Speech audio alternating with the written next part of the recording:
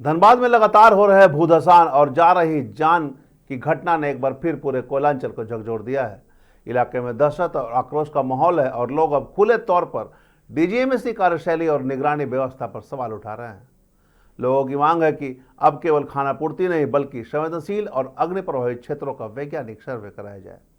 नमस्कार, मैं धीरेन्द्र और आप देख रहे हैं मिरर मीडिया। धनबाद देश की ऊर्जा जरूरतों का सबसे बड़ा आधार, जहां कोयला खनन का इतिहास 19वीं सदी के ब्रिटिश काल से शुरू होकर आज तक जारी है। झरिया और आसपास के क्षेत्र देश के औद्योगिक विकास की रीढ़ रहे हैं और राष्ट्रीयकरण के बाद बीसीसीएल द्वारा बड़े पैमाने पर ओपन कास्ट माइनिंग शुरू की गई, जिससे देश की 50% से अधिक कोकिंग कोल जरूरत पूरी होती है।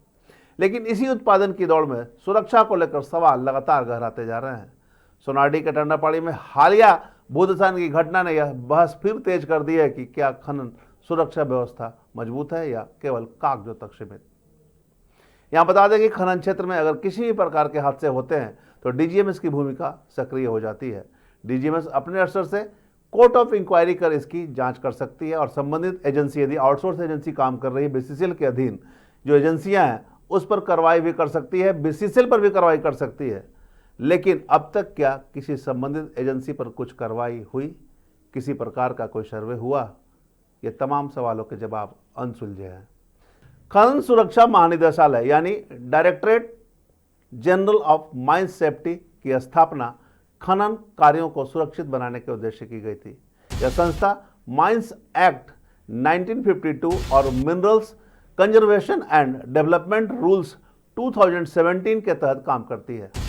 डीजीएमएस की प्रमुख जिम्मेवारियों में खदानों का नियमित निरीक्षण, सुरक्षा मानकों का अनुपालन सुनिश्चित करना, मशीनरी और विस्फोटकों की स्वीकृति, खनन दुर्घटनाओं की जांच, धूल, गैस और श्रमिक सुरक्षा मानकों की निगरानी, नियमों के मुताबिक खदानों में खतरनाक गैसों की निगरानी, धूल की सीमा नियंत्रण और श्रमिकों के लिए सुरक्षित वातावरण सुनिश्चित करना अनिवार्य है।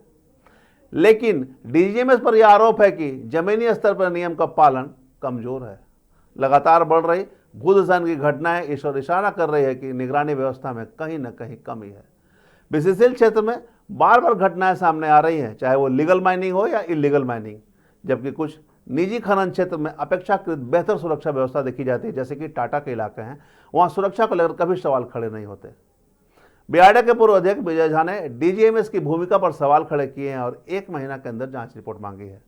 संतोषजनक जवाब नहीं मिलने पर कोर्ट में याचिका दायर करने की भी बात कही है। ऐसी जिम्मेवार है, क्योंकि ये भारत की संस्था है, अब पूरे देश की खनन संस्था का ये प्रमुख है, हेडक्वार्टर है और संयोग से हमारे धनबाद में है और यहीं पर सबसे अधिक भूधसान हो रहा है, गैस रिसा हो रहा है।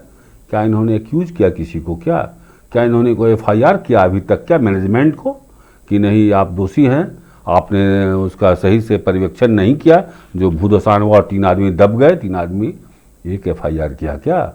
तो जब उल्लंघन हो रहा है तो फिर कार्रवाई क्यों नहीं? तो मैं इंतजार करूंगा पहल का क्या करते हैं, नहीं तो मैं तो हाई कोर्ट में पीआईएल दायर करूंगा। अच्छा, डीजीएमएस के खिलाफ पीआईएल दायर करेंगे? निश्चित रूप से, क्योंकि वो भूमिका पर खरे नहीं उतर रहे हैं, उनकी जिम्मेवारी है और जो लोग उनके आदेशों का पालन नहीं कर रहे हैं तो उनको आगे बढ़ के कार्रवाई करनी चाहिए, प्रशासन का मदद लेना चाहिए, सीआईएसएफ का मदद लेना चाहिए। अवैध उत्खनन यदि नहीं रुकेगा, पूरा धनबाद का भविष्य खतरे में है। कुल मिलाकर लगातार बढ़ रहे भूधसान की घटनाओं ने यह साफ कर दिया कि अब केवल उत्पादन नहीं बल्कि सुरक्षा और निगरानी सबसे बड़ी प्राथमिकता होनी चाहिए। डीजीएमएस को पूरे क्षेत्र के सर्वे करने की जरूरत है कि समस्या कहाँ है, कौन दोषी है, तभी उस पर कार्रवाई हो सकती है। लेकिन यहाँ डीजीएमएस मौन बैठा है या फिर कुछ करना नहीं चाहता। नतीजा आरोप लगने शुरू हो गए हैं। जरूरत है डीजीएमएस, बीसीसीएल और जिला प्रशासन मिलकर वैज्ञानिक सर्वे, सख्त निगरानी और प्रभावी पुनर्वास नीति को जमीन पर उतारे ताकि कोयलांचल के लोग भयमुक्त जीवन जी सकें।